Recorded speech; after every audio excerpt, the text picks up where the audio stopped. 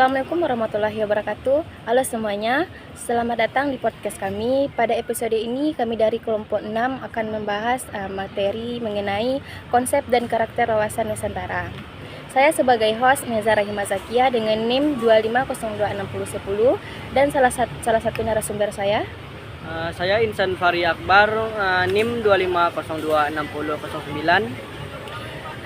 Baik, pada kali ini kita akan membahas materi konsep dan karakter wawasan Nusantara itu. Baik, apa sih definisi dan konsep wawasan Nusantara itu? Wawasan Nusantara itu mencerminkan cara kita memandang bangsa Indonesia, serta unsur-unsur apa saja yang membentuk wawasan Nusantara. Harapannya setelah mendengarkan episode ini, kita sebagai pelajar paham kenapa wawasan Nusantara itu penting di kehidupan berbangsa dan bernegara, apalagi di tengah globalisasi sekarang ini. Kita masuk ke pembahasan pertama, yaitu mengenai definisi dan konsep. Pertanyaannya, sebenarnya apa sih yang dimaksud dengan wawasan Nusantara itu? Banyak yang mendengar istilahnya tetapi mungkin belum benar paham.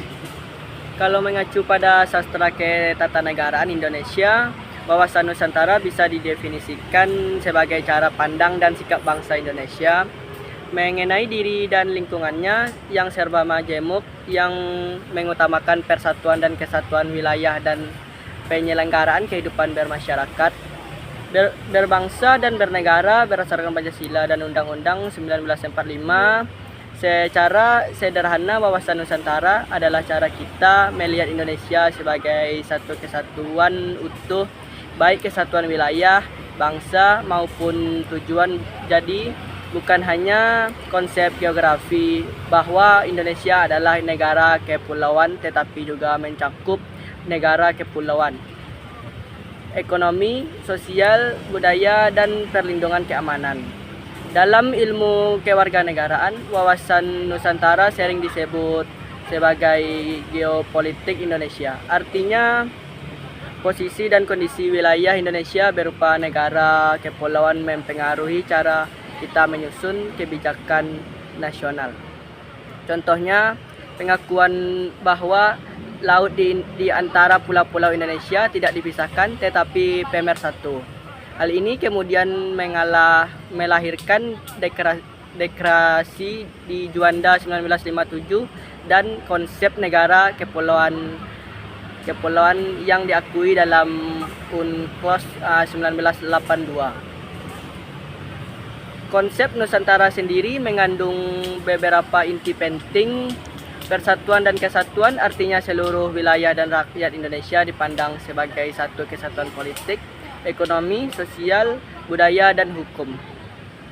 Keadilan dan kesejahteraan bahwa pembangunan harus merata di seluruh wilayah, tidak hanya di pusat kota saja. Kebangsaan yang inklusif yaitu mengakui keberagaman suku, agama, budaya, tetapi tetap terkait oleh identitas bersama sebagai bangsa Indonesia.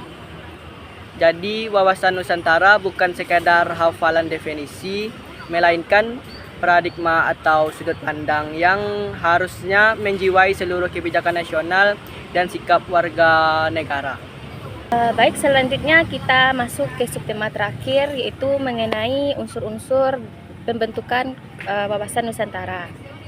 Apa saja faktor yang membentuk dan mempengaruhi wawasan Nusantara itu sendiri? Secara umum, para ahli menyebut ada beberapa unsur utama. Wadah yaitu wilayah negara Indonesia yang meliputi darat, laut, udara, serta seluruh kekayaan di dalamnya. Bentuk geografis sebagai negara kepulauan, posisi silang antara dua benua dan dua samudera.